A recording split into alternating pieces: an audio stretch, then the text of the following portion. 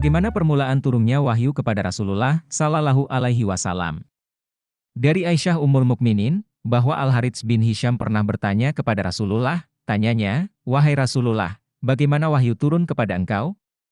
Maka Rasulullah menjawab, "Terkadang datang kepadaku seperti suara gemerencing lonceng, dan cara ini yang paling berat buatku, lalu terhenti sehingga aku dapat mengerti apa yang disampaikan. Dan terkadang datang malaikat menyerupai seorang laki-laki lalu berbicara kepadaku. Lalu aku dapat memahami apa yang diucapkannya." Aisyah berkata, "Sungguh aku pernah melihat turunnya wahyu kepada beliau pada suatu hari yang sangat dingin, dan saat wahyu terputus dari beliau, dahi beliau mengucurkan keringat."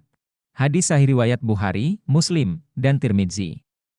Dari Aisyah, ibu kaum mukminin, bahwasanya ia berkata, permulaan wahyu yang datang kepada Rasulullah adalah dengan mimpi yang nyata dalam tidur. Dan tidaklah beliau bermimpi kecuali datang seperti cahaya subuh. Kemudian beliau dianugerahi untuk menyendiri, lalu beliau pun menyendiri di Gua Hiro dan bertahanuts di dalamnya. Yaitu ibadah di malam hari, selang beberapa waktu sebelum kemudian kembali kepada keluarganya, guna mempersiapkan bekal untuk bertahanuts kembali. Beberapa waktu setelahnya, beliau menemui Khadijah lagi untuk mempersiapkan bekal seperti sebelumnya. Sampai akhirnya datanglah suatu yang hak kepada beliau saat berada di Gua Hiro, malaikat mendatanginya seraya berkata, "Bacalah." Beliau menjawab, "Aku tidak bisa baca." Nabi menjelaskan, maka malaikat itu memegangku dan memelukku sangat kuat hingga aku tak berdaya, kemudian melepaskanku dan kembali berkata, "Bacalah." Beliau menjawab, "Aku tidak bisa baca." Malaikat itu memegangku kembali dan memelukku untuk kedua kalinya dengan sangat kuat, hingga aku tak berdaya, lalu melepaskanku dan kembali berkata, "Bacalah." Beliau menjawab, "Aku tidak bisa baca." Kemudian malaikat itu memegangku kembali dan memelukku untuk ketiga kalinya, dengan sangat kuat hingga aku tak berdaya, lalu melepaskanku seraya berkata, "Bacalah dengan menyebut nama Tuhanmu yang menciptakan.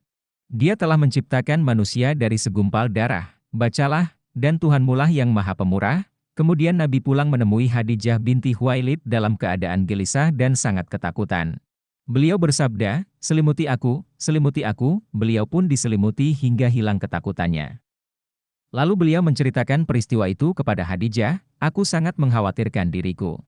Maka Khadijah berkata, "Demi Allah, Allah tidak akan menghinakanmu selamanya, karena engkau adalah orang yang menyambung silaturahim, seorang yang jujur dalam tutur kata, menolong yang lemah, memberi kepada orang yang tak punya. Engkau juga memuliakan tamu dan membela kebenaran." Khadijah kemudian mengajak beliau untuk bertemu dengan Warakah bin Naufal, bin Asad, bin Abdul Uzza, putra paman Khadijah, yang beragama Nasrani di masa jahiliyah.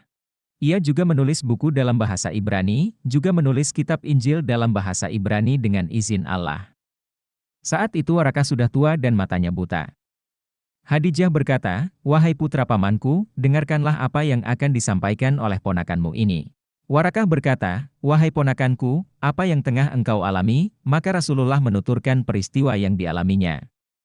Warakah berkata, "Ini adalah namus, seperti yang pernah Allah turunkan kepada Musa. Duhai seandainya aku masih muda, dan aku masih hidup saat engkau nanti diusir oleh kaummu." Rasulullah bertanya, "Apakah aku akan diusir oleh mereka?" Warakah menjawab, "Iya. Karena tidak ada satu orang pun yang datang dengan membawa seperti apa yang engkau bawa ini kecuali akan dimusuhi. Seandainya jika aku masih ada, saat kejadian itu nanti, pasti aku akan menolongmu dengan sekemampuanku." Tak lama kemudian, Warakah meninggal dunia, sementara wahyu terputus selang beberapa waktu.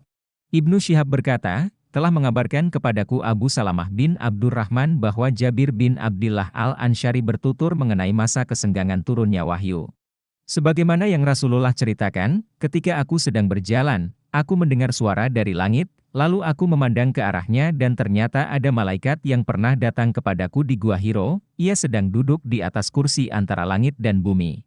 Aku pun ketakutan dan pulang, dan berkata, selimuti aku." Maka Allah Ta'ala menurunkan wahyu, "Wahai orang yang berselimut, bergegaslah dan berilah peringatan, sampai firman Allah dan berhala-berhala itu, tinggalkanlah."